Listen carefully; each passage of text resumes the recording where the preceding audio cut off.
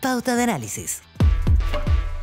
Con nosotros, nuestros columnistas de día jueves que llegaron más temprano, dada la ocasión, para que podamos desplegar este análisis de lo que fue el primer debate televisado de los candidatos presidenciales. Saludamos a Rodrigo Uvilla, director del área política y sociedad civil de Libertad y Desarrollo y director del Centro de Educación Ciudadana de la Universidad San Sebastián, y a Carlos Ominami, presidente de Chile 21. ¿Cómo están?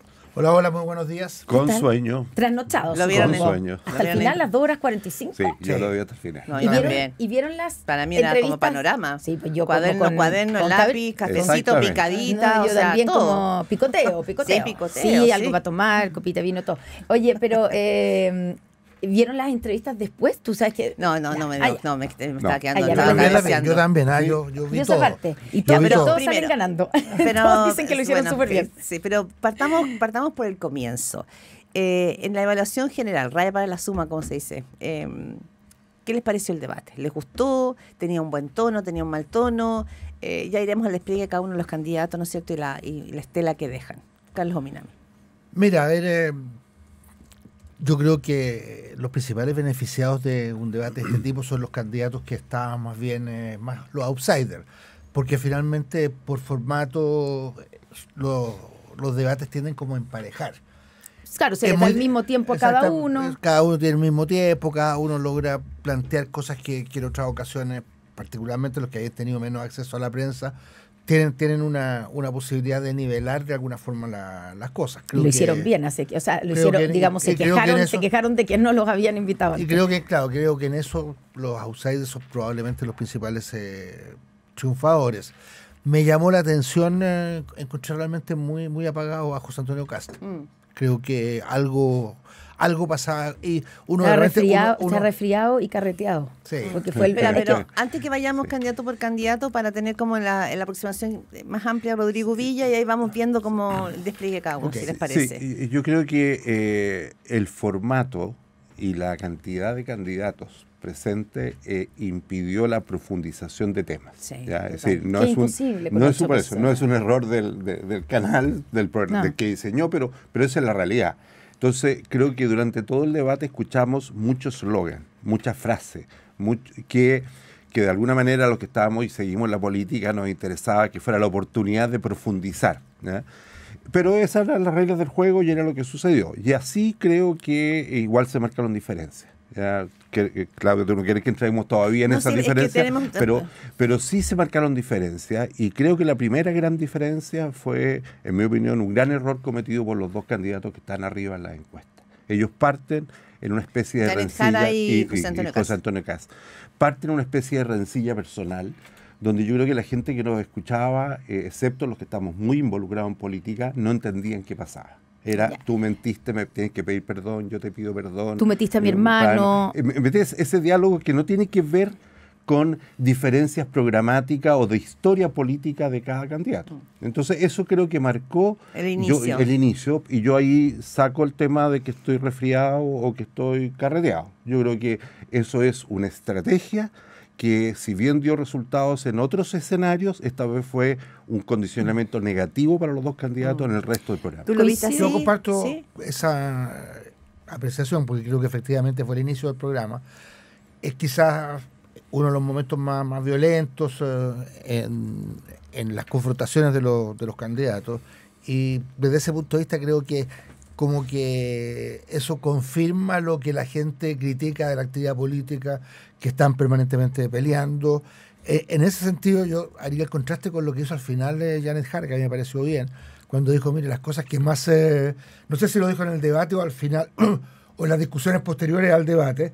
Sí, que llevó un papelito. Mostró un papel con las palabras que más se repetían en las cosas que ella escuchaba, y por lejos salió el tema de la unidad, como la demanda principal de la gente. Entonces, creo que eso es interesante, y desde ese punto de vista yo esperaría que de aquí en adelante el debate, esta competencia, tuviera que ver más con quién tiene capacidad para expresar la unidad, quién tiene mayor capacidad para generar acuerdos, y no ser el candidato más confrontacional, el que más agravia, el que más insulta a lo Parisi, por ejemplo. Ya vamos entonces con los candidatos. Sí, yo creo que, a ver, me da el pase perfecto, Carlos. La unidad, que si yo vi ese pedazo del papelito que mostró la candidata Yantejara cuando dijo no podíamos mostrar cosas en televisión. Que Parisi se saltó ese acuerdo. Pero se lo hicieron... Yo creo que Evelyn Matei fue la candidata que representó lo que está diciendo Carlos. ¿Ya?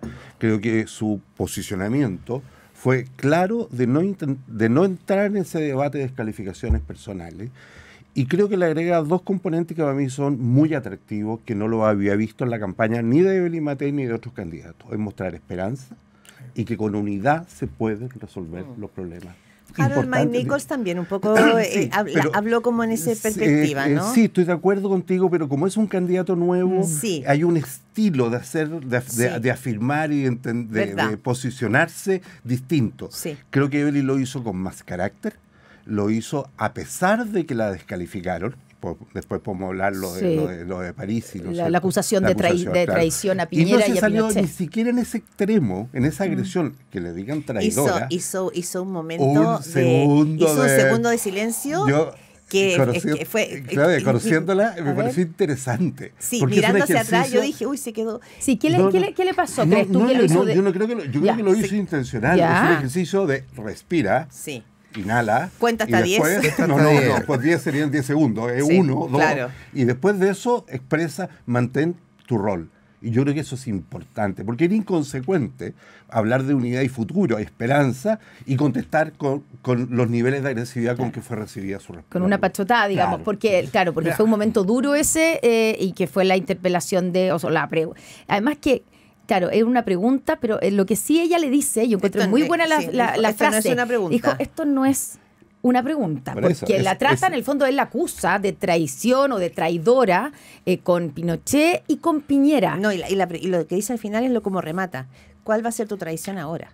Le dice Franco Parisi. Pero bueno. Sí, yo comparto, creo que era muy importante y no se hizo mucho, y en eso yo creo que destacan Evelyn Matei, creo que Marcos también lo hizo, de tomar también la parte futuro, la parte del futuro, la parte de la esperanza, la parte de las posibilidades que el país tiene de salir adelante. Cuando uno escucha a Parisi, cuando uno escucha a Kaiser o a Kast, la verdad es que transmitían la sensación de un país como que se está cayendo a pedazos, un país donde reina la ley de la selva, Carlos, donde estamos llenos de migrantes. Entonces, creo que frente a eso me pareció que un buen contraste lo que hicieron. Una cosita, Marco Enrique Ominami me llamó la atención porque su ofensiva insistente era contra Janet Jara, la candidata del mundo de la izquierda, el mundo donde Marco ha crecido, el mundo donde Marco empezó a militar políticamente, que fue en el Partido Socialista.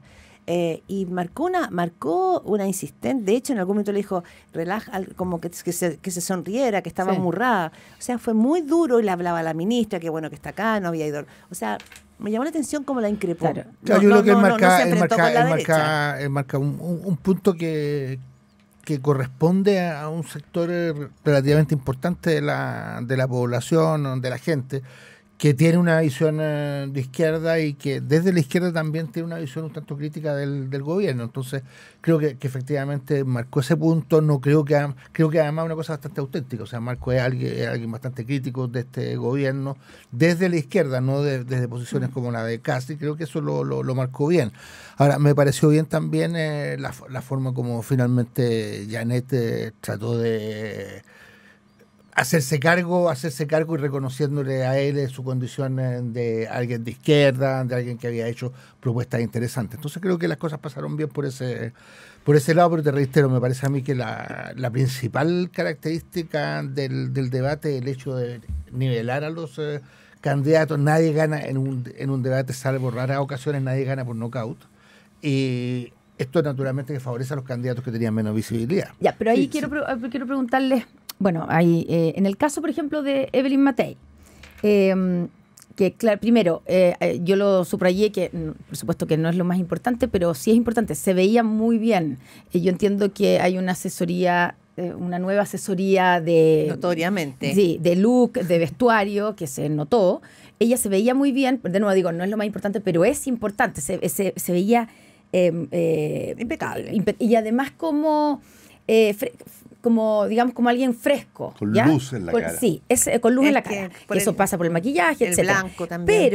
Pero la primera parte de ella siempre, la Claudia lo aclaró, estaba con un lápiz.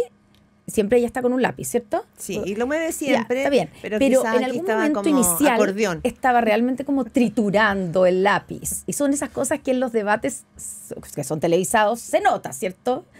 Entonces, después siento que se relajó, pero algo pasaba y estaba muy nerviosa, ¿o no? ¿Cómo lo interpretas tú? A ver, yo no observé ¿No viste la trituración del lápiz? Ahora, lógicamente que al igual, si bien las imágenes son objetivas, la percepción de uno respecto a las imágenes son subjetivas. Y yo obviamente me quedé con lo que tú dijiste en el programa en la mañana, su vestimenta, su chaqueta blanca, creo que su imagen. Bueno, la bandera es parte de ya la cultura de Chile Vamos, que la instituyó el presidente Piñera en su primer gobierno, eso viene del terremoto. Pero yo creo que ella estaba bien. Y lo que sí, Claudia, Connie, creo que el debate es un momento por sí de tensión. Sabemos que los debates mueven, afianzan la votación dura, pero también mueven a un elector que está indeciso, inseguro respecto a la opción. Y por lo cual el carácter, la posición, el posicionamiento es muy importante. Yo no quiero discutir tu evaluación del lápiz. Es una percepción que yo no la observé porque yo estaba mirando el look. ¿Me entiendes? Creo que tuvo un look ella de presidenta. Pero puedo agregar, porque quiero entrar tú hablaste de Marco Enrique, que quiero ponerlo. Es que como tenemos que hacer un breve corte y para que podamos desplegar, lo vamos a dejar acá anotado. Marco Enrique volvemos con Marco Enrique. Y Kaiser, quiero yo. Y con Kaiser. Exactamente. Y Harold May Nichols veía una entrevista a Jorge Charlson que se fue la revelación de la noche. Y si uno mira las redes sociales. Y las redes sociales la gente buscando el nombre. Bueno, puede ser. Estás en Pauta de Análisis de la 100.5. Estamos de vuelta aquí, seguimos nosotros en la pausa, seguimos comentando, pero ahora vamos a ponerlo. Nadie se aburre que no, pero es que hay demasiado que comentar del debate de ayer. Ya, habíamos quedado. Rodrigo Villa quedó con la palabra en la boca sobre Marco Enrique Minami, Marco Enrique y Kaiser. Yo creo que ellos llevaron una estrategia muy definida. Marco Enrique era desde la izquierda interpelar a la ministra Jara, de hecho le dijo ministra. Y como Marco Enrique algo entiende de economía, entonces la saca al pizarrón en esas materias, y yo creo que la ministra Jara, la candidata Jara, no responde bien. Yo creo que frente a ese emplazamiento se confunde, y Marco Enrique, con su estilo, ¿no es cierto?, sonrisa, y de alguna manera la posición corporal lo lleva a desafiar permanentemente para buscar el voto de izquierda, que es legítimo, si él representa a la izquierda. Y Kaiser entiende, creo yo, que a partir del emplazamiento de Kast a Jara, que él no puede quedarse fuera de esa discusión, ¿ya? Porque él tiene que pelear los votos, ¿no es cierto?, de la derecha más conservadora. Que son como un poco los mismos votos que está peleando Kast. Entonces lo que hace es ponerse más duro con la ministra Jara. Y en todo la saca al pizarrón. Y con una astucia. Respuesta, como eran 2 minutos, o 3 minutos, perdón, porque podía usar la persona en cualquier momento. Un bolsón de 3 minutos. Claro, entonces lo que hace, más que presentaciones largas, afirmaciones cortas hacia la ministra, que incomodan mucho a la ministra.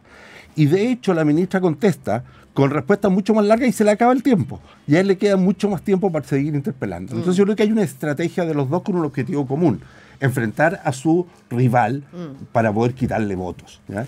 Y eso es loable, eso es una parte de una estrategia y creo que lo logran, ¿ya? Y después vamos a hablar de Jara, que creo que es interesante. Sí. Carlos. Mira, dos comentarios que tienen que ver con el formato del debate. Sí.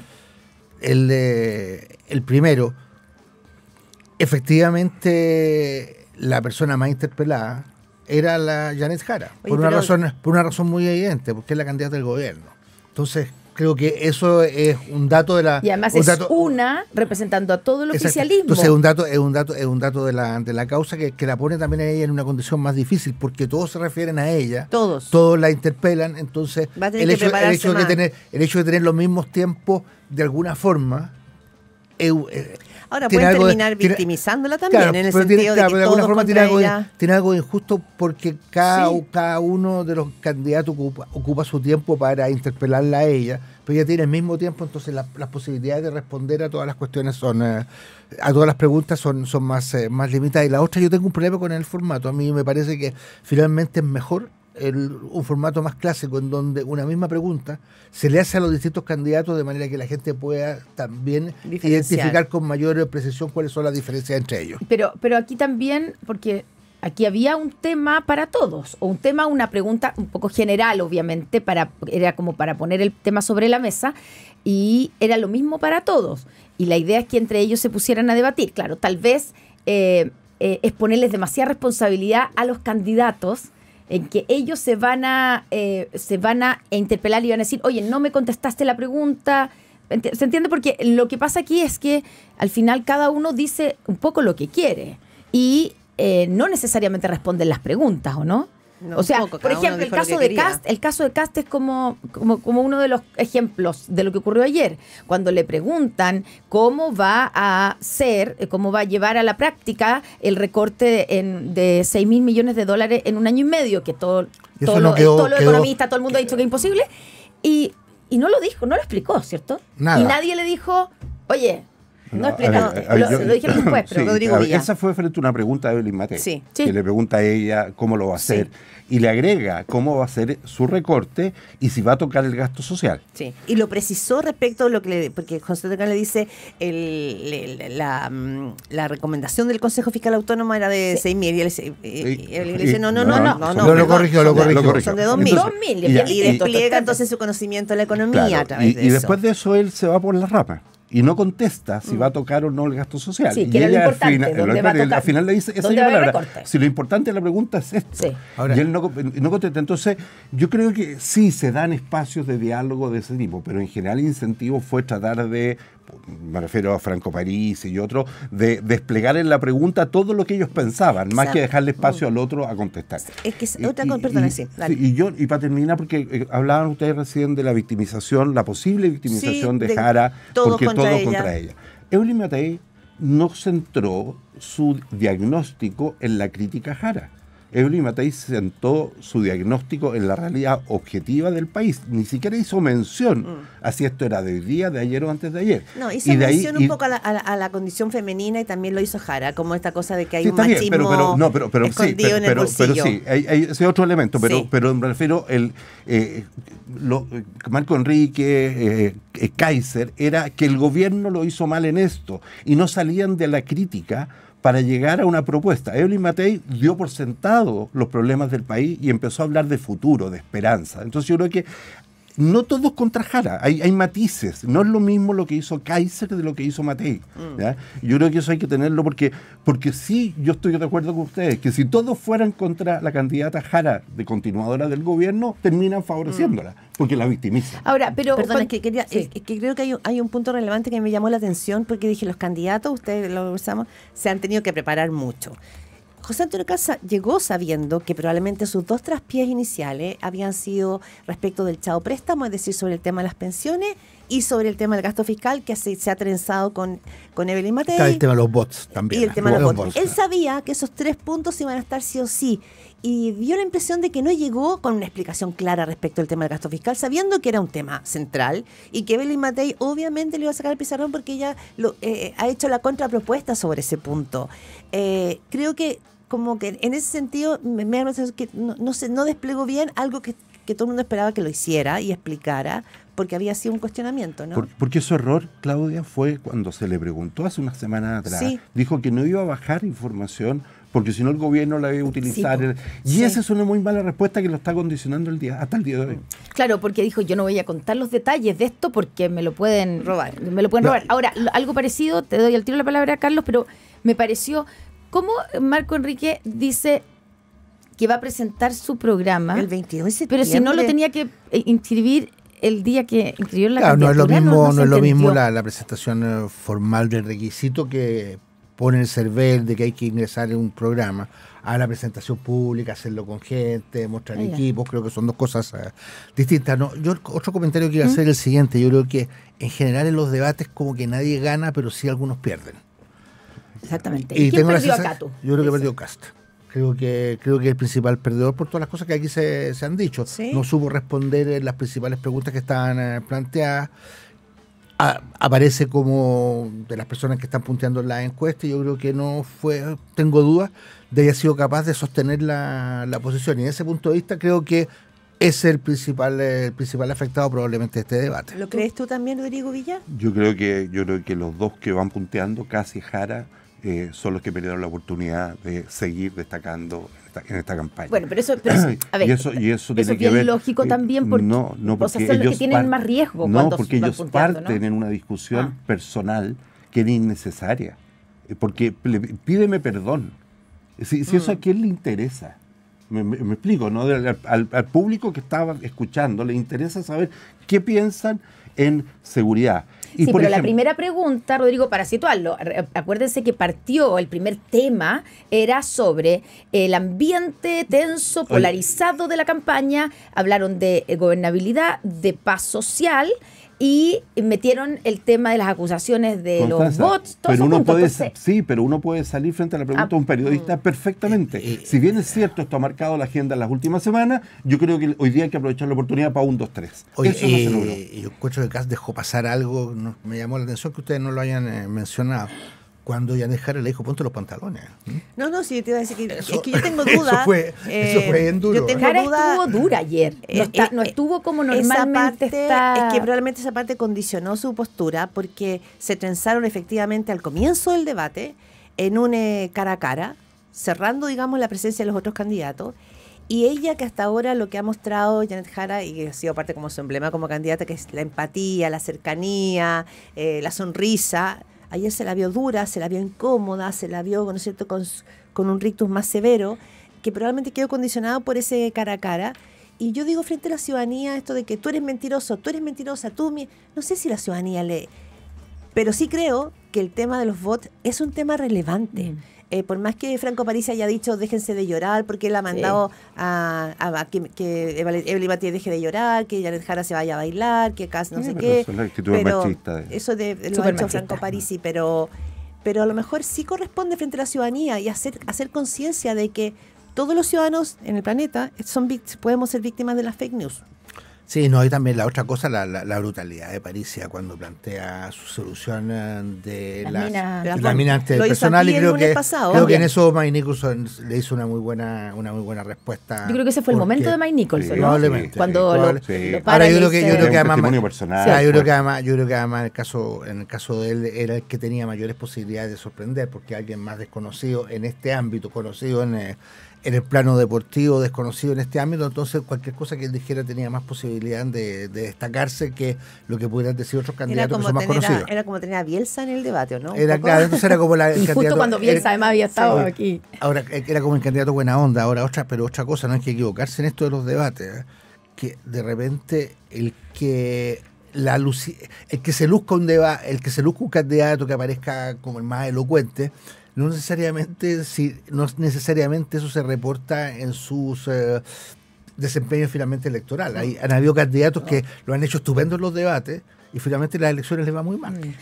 Sí, pero en general los traspiés de los candidatos son los que tienen costo en los debates. Yo creo que por eso te digo que uno no gana mucho los debates, pero tiene mucho que perder. Ese es el punto, tal vez no hay grandes ganadores, pero sí los debates en el fondo tienen, no sé si grandes perdedores, pero son los errores, son esas las cosas que pueden tener efecto. Para seguir con el tema anterior, que es la candidata Jara, ella tuvo un desempeño distinto a lo que había sido su primaria y los conversatorios, que los debates anteriores no eran debates, eran conversatorios, digamos, anteriores.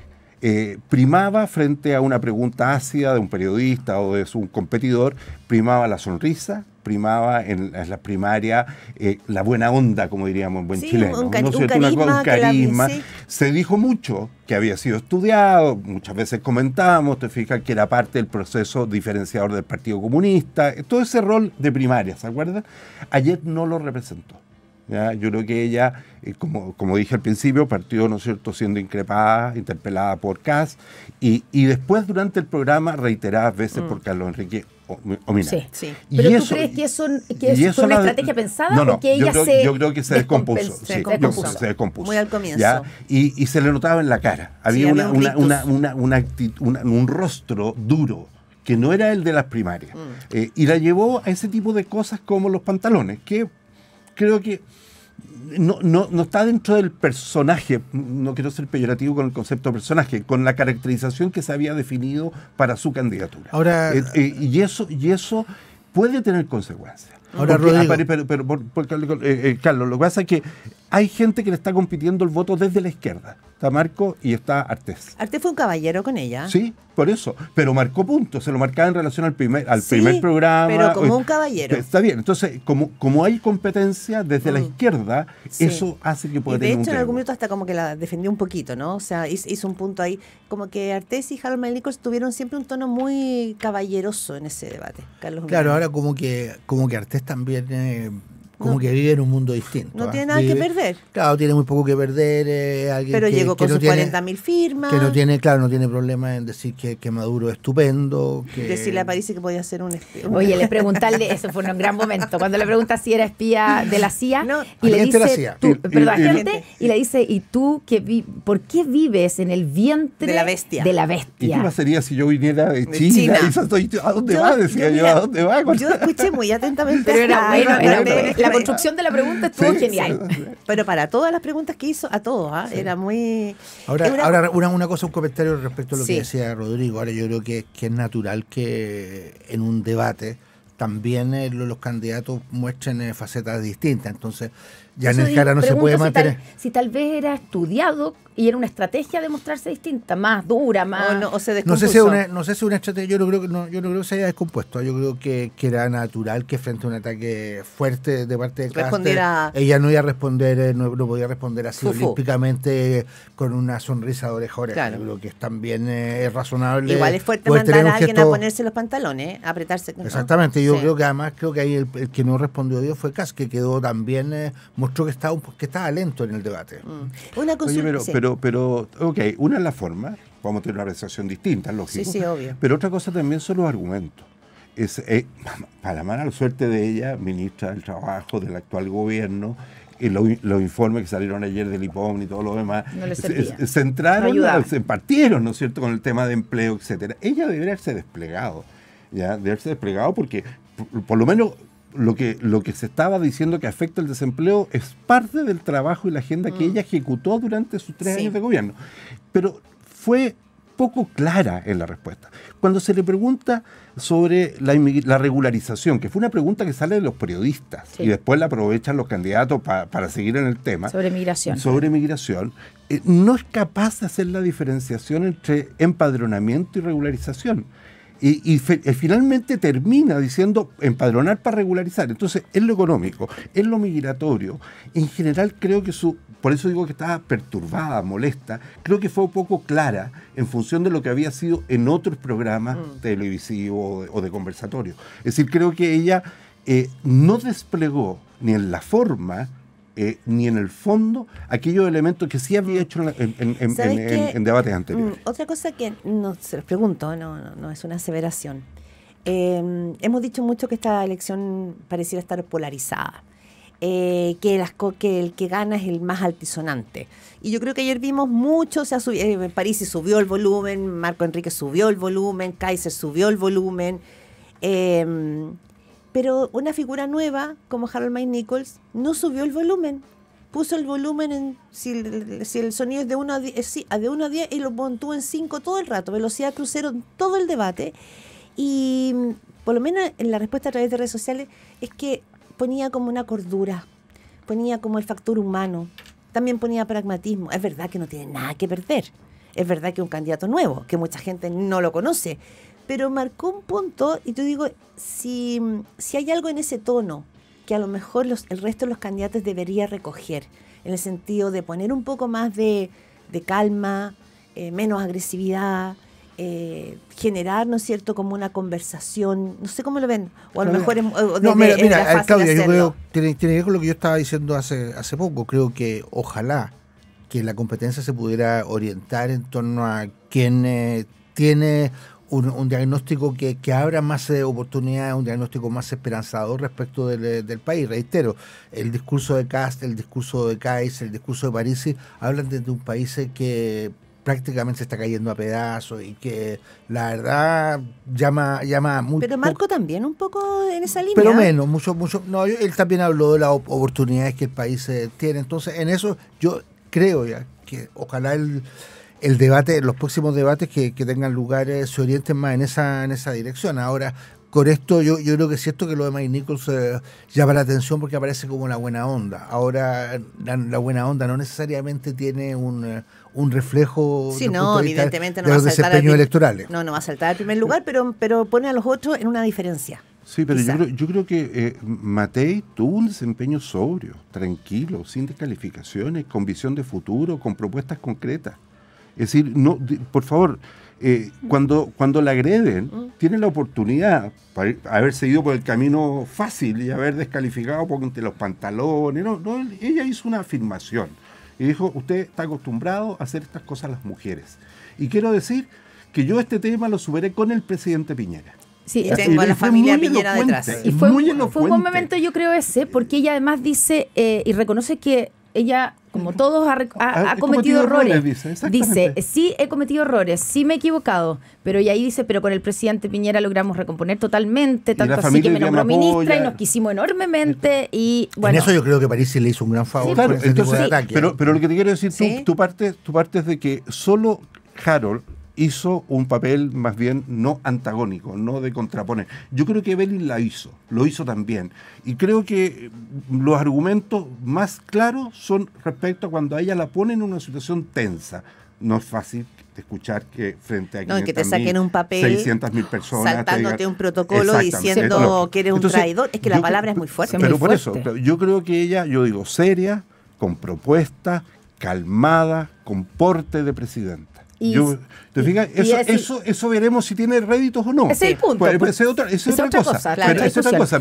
Pero la estrategia diferenciadora de pegarse patada en las canillas de la ministra Jara y el candidato Kast es una decisión de ellos. Vamos a ver si tienen consecuencias. La decisión de Evelyn de estar por sobre esto, mostrando futuro, es una decisión estratégica. Vamos a ver si tiene consecuencias positivas o negativas. Oye, solo para darle la palabra final a Carlos, pero un dato, digamos, de lo que pasó con las menciones. ¿Ya? Las menciones en X, en la plataforma, ayer, quien las lideraba era Kast con 26,14. Esto era justo después No sabemos si buenos o malos, solo menciones. Son menciones solamente. Sí, menciones, no sabemos si son positivas o negativas. Y la misma cantidad, Harold Mike Nichols, 28,13. Y después, pero muy atrás, Jara con 8,41, etcétera. Y en el caso de las búsquedas en Google, la primera la encabeza Mike Nichols con 25,5. Y después mucho más abajo está Kast, Jara, y bueno, y Matei. Los tiempos de la motosierra pasaron, pareciera ser. Ahora, puede ser que como mucha gente no lo conoce, como en este ámbito, se pone a buscar una vez que lo escucha. Pero hay algo que pasó ahí. Sí, pero yo creo, como tú bien lo dices, no sabemos si son positivas o negativas. No. Yo creo que aquí van a haber encuestas, ¿no es cierto?, el fin de semana que van a marcar esto y van a preguntar, me imagino. Claro, no, yo creo que además con ese lenguaje calmado, él efectivamente era la novedad dentro de ese elenco. Ahora, a propósito de algo que decía la Claudia, me llamó la atención. Nadie sacó y no se le podía reprochar o haberle pedido explicaciones tanto a Evelyn Matei como a José Antonio Kast respecto a sus comentarios tan elogiosos en relación con el presidente Milei. Y en consecuencia que teníamos presente una tremenda derrota el día domingo y creo que a los candidatos se les pasó haberles pedido por lo menos una explicación respecto de yo sus dichos en relación con Milei. Perdona, yo lo digo en relación a otra cosa. Lo digo en relación a que esos tonos vociferantes de la motosierra que marcaron la elección de Javier Milei en su minuto, yo no sé si hoy día en Chile ese tono está ahí. Solo a eso me refiero con respecto de que puede haber una... No me refiero a la figura de Milei y las presuntas corrupciones que está enfrentando y que lo tiene en una situación muy compleja. Me refiero a los tonos. Sí, y porque además en Chile se pregunta cómo lo vas a hacer. Entonces yo creo que Argentina no pasó más allá del eslogan, vamos a cortar. Acá se está preguntando cómo. Por eso Marco Enrique dice que el 29 va a presentar en detalle su programa. 22. O el 22, en detalle su programa, porque no puedes llegar, ¿no es cierto?, a noviembre si no dices cómo vas a hacer las cosas. Y yo creo que Marco Enrique, no voy a estar de acuerdo, estoy seguro en la mayoría de las cosas, pero él sabe cómo hacerlo. ¿Me entiendes? Entonces, aquí hay una diferencia cultural en la política chilena de la Argentina. Sí. Son 8:56. Me hubiese gustado hablar más sobre la derecha y la izquierda, en términos de todas las izquierdas que vimos ayer y todas las derechas que vimos desplegadas ayer. Eso también es un dato. Pero bueno, quedará para la próxima semana. Rodrigo Villa, director del área de Política y Sociedad Civil de Libertad y Desarrollo, director del Centro de Educación Ciudadana de la Universidad San Sebastián. Muchas gracias. Gracias a usted. Y don Carlos Miname, presidente de Chile 21. Muchas gracias también. Chao, chao. Buena Muchas conversación, gracias. entretenida, muy ¿Cierto? amables.